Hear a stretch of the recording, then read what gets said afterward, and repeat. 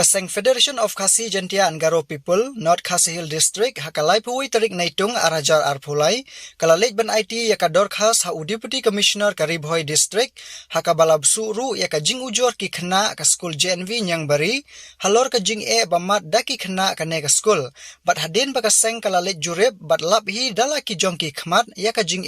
bat jing jinjar bamat daki khna school hakate ka school. Kumban shu penpau ba kaseng FKJGP kalalek ban jurib hi yakate ka school haka arpun riu tarik mentau benai hadin balayo ka jing ujor na ki khna school bat ki kimi ki kpa namar kila donru ki khna ki ba kempang na ka jing di bat pendan kam yaka jabo bat long kum karong syadud bom syad bha bat ki dawai bala tam snam bat shibun ki weipat ki jing duna abakren syakilat pathai kubor usam lariki majau information secretary jong ka FKJGP ula ong bahadin ka jinglej ya kendu ya udisi Karibhoi na kaliang udisi ula kular ban shimkhia ya kate kapkam hakaba ula pentip ru ba ula dep ban pha penlong ya ka jing tokit haki magister bat udang abru ya ka kaipot na ka tanat PHE bat food inspector halor kate ka jing jakhlia ka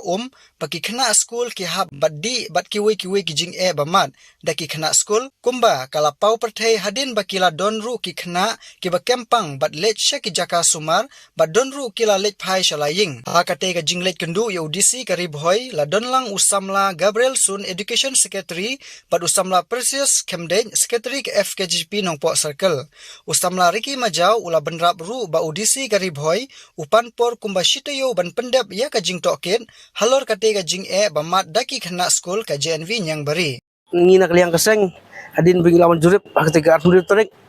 ya ka school JNV nyang bari tim tasi layo ban pha ru ka jing tho sa Deputy Commissioner baderu chairman jo ketika school ba ula kular ngi hapo stio ban ule jindon kam ban penbiang swa ya kita jintuna ibala la face daki khna school mo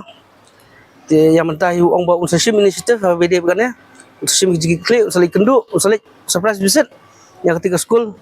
but ong ba unsapha ru ya kita ki food inspector but nak liang ka PHE department ban pej ya ka abai dia umbam di ketika school